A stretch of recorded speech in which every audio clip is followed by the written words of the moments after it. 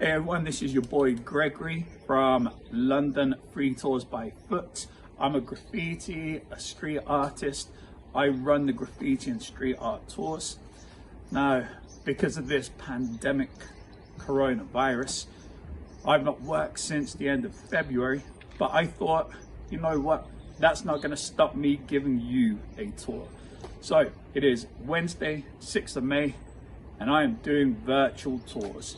So this is a highlight tour of some of the London street art scene. Let's go have a look. All right, so the piece behind me, this is done by one of the biggest artists from the United Kingdom. He's from Wales, lives up in Sheffield, and his name is Phlegm. Now, Phlegm has this very unique, very distinct style of art. That is his signature. So you won't see a tag or a signature on this piece. The style is his signature. So you'll always recognize his work. It's very detailed, very intricate, and you'll always find these fantastical, surreal creatures in this piece. Now, Phlegm started off drawing comics. You can find his comic strip. He does release it online every few months. And the way that he likes to do his work at home is using an old-fashioned dip pen and black Indian ink. So he's kind of brought this to the street, but it is all done with spray paint. Now, what I really like about this piece is the use of the wall. You can see it is clever. Now, it's going to be very hard for you to see this on video, but you can see how he's incorporated it. So you can see that he found this wall. He then went home and designed the piece to bring this wall to life, making it 3D. So if you look very closely, and you can see the columns where the legs of the tower are. You can see that these are actually coming out. Very hard to see this. Really a great piece by him. Now, the question I do get asked a lot about respect. Now, believe it or not, we do have respect for people's work. It may not look like it here, but Phlegm painted this over 9 years ago. The tags, the black and chrome, this is a London style of graffiti. It's what we call a dub. So this is an abbreviation of what we call a throw up. So I'll get into this stuff later. This stuff only started appearing about 1 year ago. So it's been on the wall for 9 years. That showed a lot of respect to Phlegm. Now, if you actually look, Phlegm planned for it, because all the important part of this image is up high. So they haven't really destroyed too much, just the bottom of the legs of the tower. Now, when someone does do this on purpose, it's what we call being dogged, D-O-G-G-E-D. That is showing no respect. You've come here to personally attack. So if you do this, you really should leave your name. That way you know who's got an issue, who has a problem with you. You can go and find their work, you can go and destroy it, you can paint over it. So sometimes you'll find people that just put a line or a cross through. That's being a coward. But then you will find his work in places like New Zealand, Australia, throughout Asia, Europe, Scandinavia, Canada, America. Some of them you'll find 5, 6, 7, 8, 9 times, 10 times the size of this piece. Really an amazing artist. Now you're looking at a piece done by an artist called Fanakapan. Now, Fanakapan painted this around about 1 year, 8 months ago. Now, this wall would usually have a lifespan of about 1 year. So where he painted this, there used to be a gallery called the psychbys gallery, but they then closed. So usually each year the gallery would invite an artist to have an exhibition. They then got to paint this wall, which became part of their show. So when the gallery closed, the artist that was meant to paint the wall then dropped out. So luckily for all of us, this piece has lasted. Now, this is all done using spray paint. It is all freehand, no stenciling. So stencils where you draw it on a piece of card, you cut it, you stick it to the wall and fill the gaps.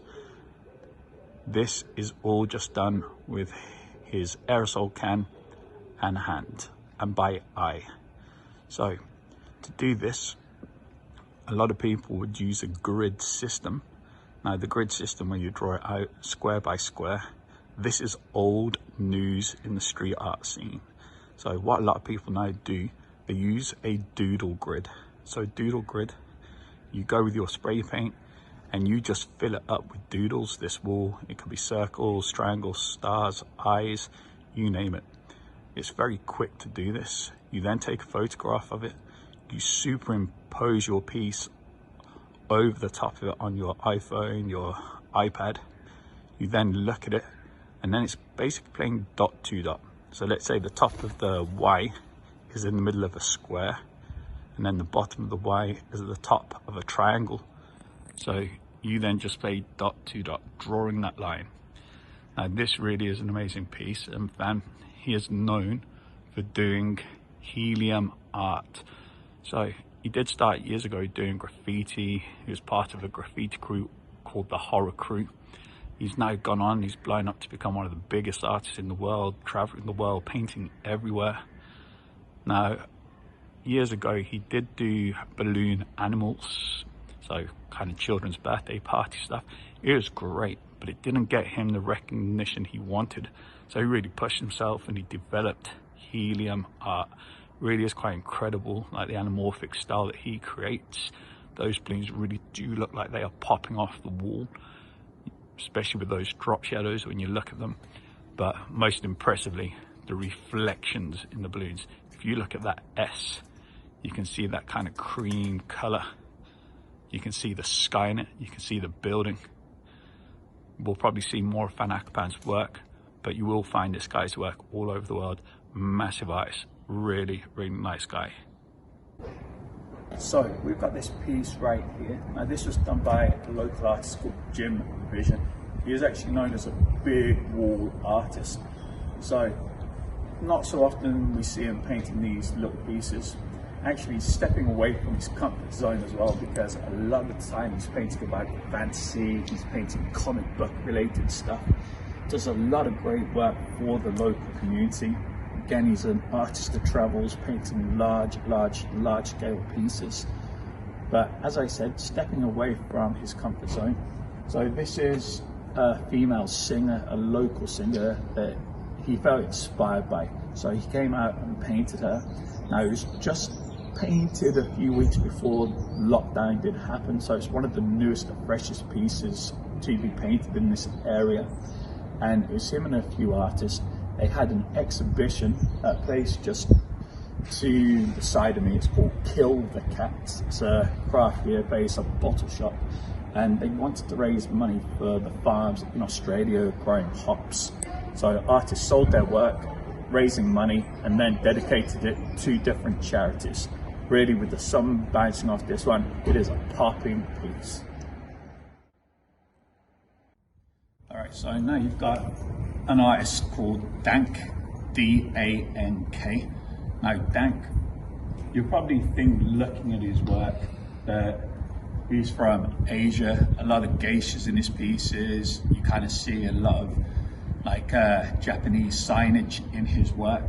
But he's actually an artist from just east of London, a place called Essex. But he does love Asia.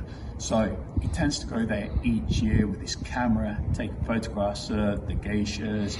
He takes photos of the streets. But what he really became known for is the use of light. So his work is known as liquid light.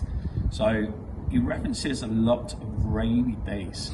So a lot of people think of rainy days as grey, miserable, dull.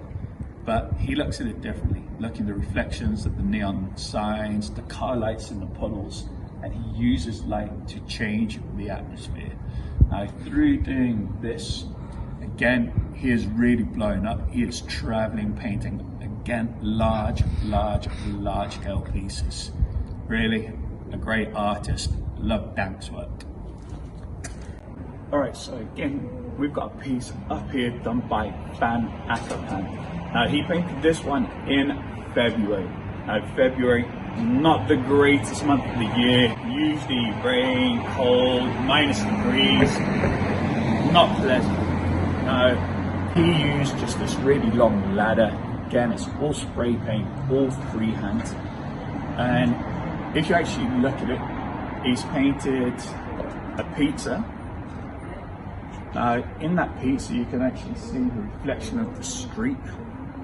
Now, the reason why he's painted a pizza, underneath you got picky wops, so that is a pizzeria, and he's done it in the shape of a Pac-Man. Now, the story about Pac-Man, apparently, the guy that created Pac-Man thought about it whilst eating pizza. So he's actually related the artwork to what's going on around here. So again, Fanakapan, that is Fanakpan.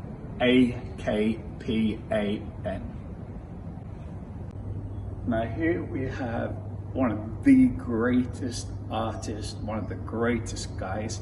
His name is Stik, S-T-I-K. Now Stik really is an amazing person. And Stik, he actually grew up on the streets here in East London.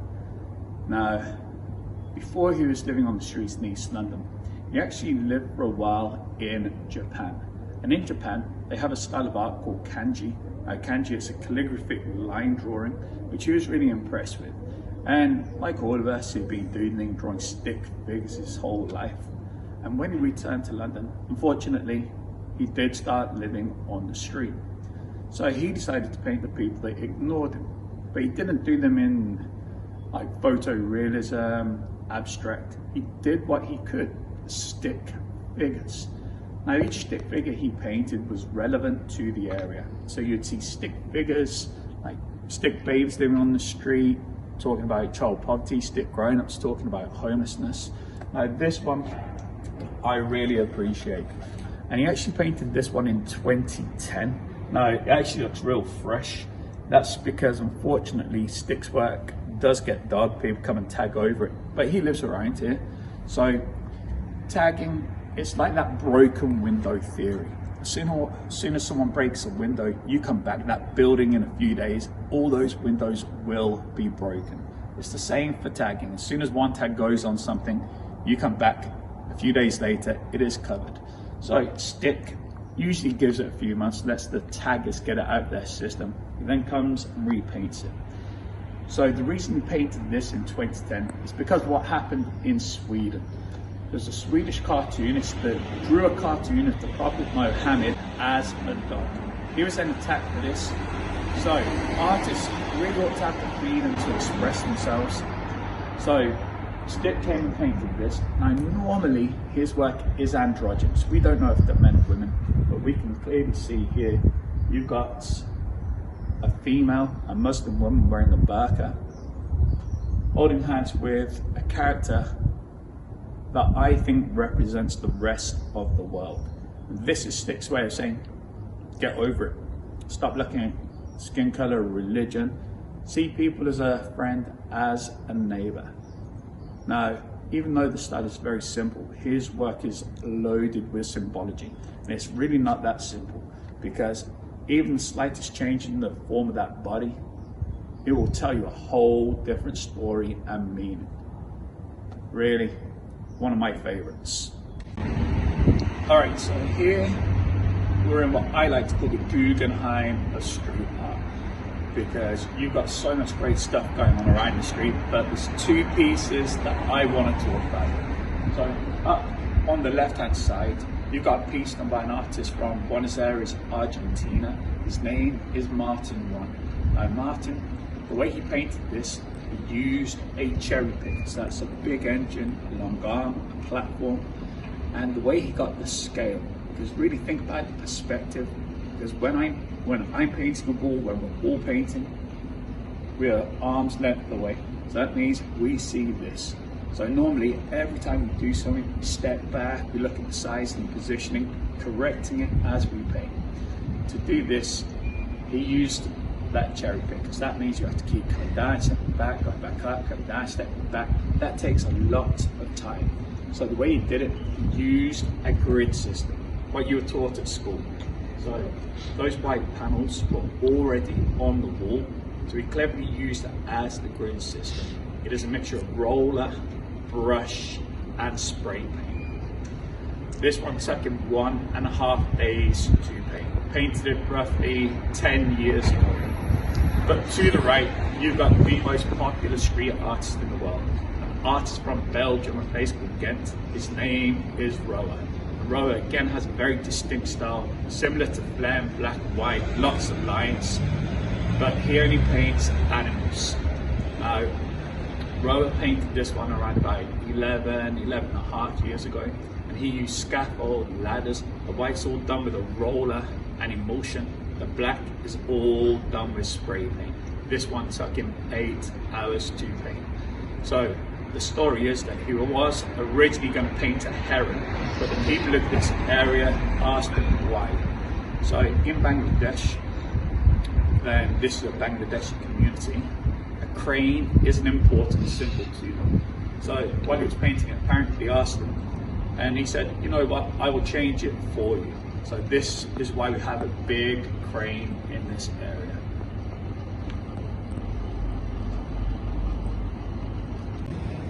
Alright, so behind me we've got another piece by Fanakapan, and it is a collaboration with a friend of his from Brazil, and his name is Cranio. Now, they're very anti-capitalism, which we can quite clearly see in this one. So he did paint it in February.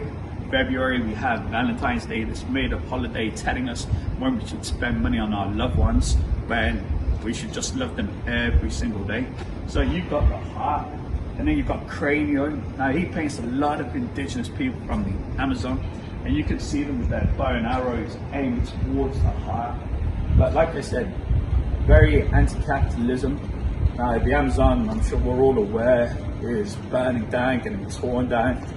A lot of the indigenous people being forced out of their natural homes, and they're being forced into our world. So you will see a lot of the time Cranio's characters wearing Nikes, they'll be like using iPads, iPhones, eating McDonald's. So this one very much against Valentine's Day.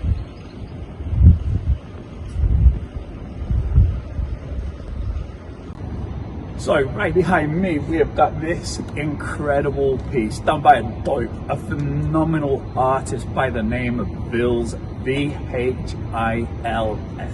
Now Vhils is from just outside of Lisbon in Portugal, and he has gone on to be regarded as one of the greatest street artists, urban artists in the world. And just like all of us, you know, he started off scratching his name, tagging, writing his name on walls, doing graffiti. He then started playing with stencils, and he then took it to the next level. He really pushed himself, and he brought to the street what I like to call urban archaeology. Urban archaeology, it blows your mind, right? Because the way he does this, he uses a hammer, a chisel, a drill, but get this, he also uses dynamite. Yes, dynamite. What he'll do, he'll strategically place bits of dynamite to the wall. He explodes the wall, lets it settle like doing a layered stencil. Now, this is next level stuff. You will find his artwork in high-end restaurants, hotels around the world. This guy, for me, I love him. His work is incredible. Now the piece behind me, this is it's a collaboration between Blackford and Ewan. So this is some dark art, violent art, but it's kind of funny as well. So the title of this one is Icky Mickey and SpongeBob No Pants.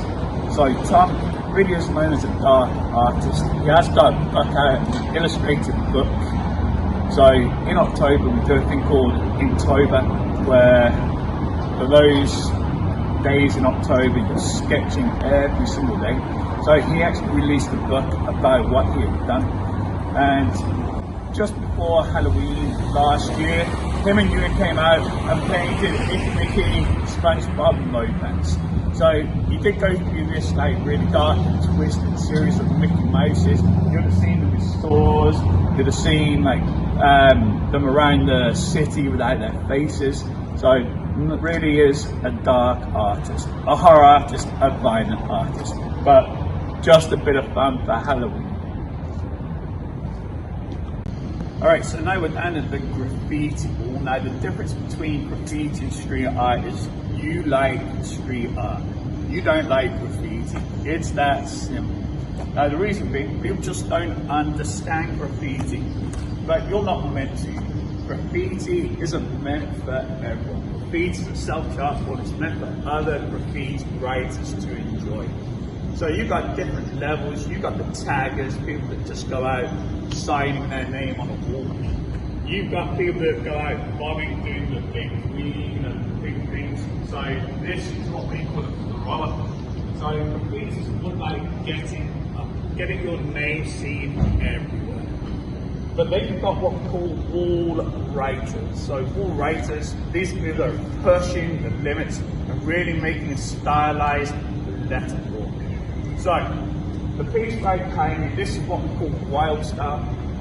Wild style, it is extremely abstract. So it is abstract art. And everything you see by a graffiti writer is unique, it's individual. And you're not going to be able to see the letters in here. So I'm going to spell it out for you. Okay, so you're going to bear with me. You might be thinking, what the hell is that? But like I said, there is a name hidden in here. So you've got an L, you've then got an I, you've got an F, you've got an E, and then you've got the R. Very, very abstract, but it's done by an artist called Lifr.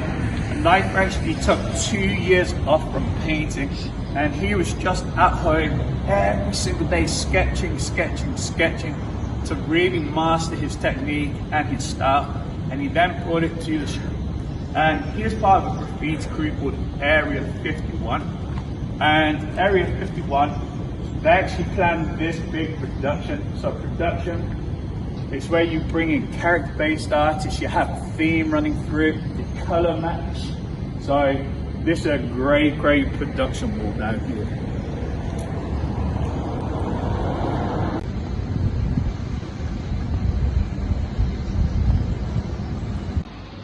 Alright, so this building we're looking at right here is actually the largest mural in the United Kingdom, and it was organised through a company called Global Street Art. Now Global Street Art spoke to the company inside and said, look, you've got this great building, let's do something with it. So the building inside said, alright, now if you're gonna paint this building, try and relate it to what's going on inside of here. So inside is a massive database, technology, future, connecting.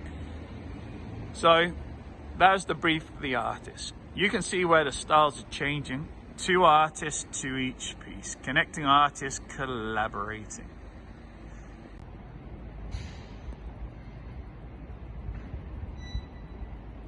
Now, the collaboration I want to talk about on this wall is this one right here. So you've got a collaboration between Love Pusher, who's gone on to become a master at 3D graffiti. So he's written the word future in this piece. And he's collaborated with one of South London's finest, Mr. Cenz. And Mr. Cenz has gone on to develop a really great style. It's a mixture of portrait, abstract, got some graffiti style coming through. It's a bit futuristic. There's roughly 18 layers of paint on there. There's about 16, 17 different colors. Now through doing this, he's really blown up, traveling the world, painting large scale, doing gallery shows. In fact, a few years ago, the headquarters of the United Nations in New York invited him there to do a live paint session where he then auctioned off all the money that he earned from that and donated it to a charity. He was the first international artist to be invited and paint on the Las Vegas Strip. This guy is huge, but really decent person. He actually started a company called Positive Arts, showing how graffiti is a positive art form, running workshops for youth groups, school groups, doing anti-bullying campaigns. A lot of time and respect for Mr. Cenz. Alright guys, so I hope you've liked what I've shown you today. Just some of the highlights. There is a lot more to see, but I'm saving that for when you come and do a tour with me here in London. Stay home, stay safe, see you soon.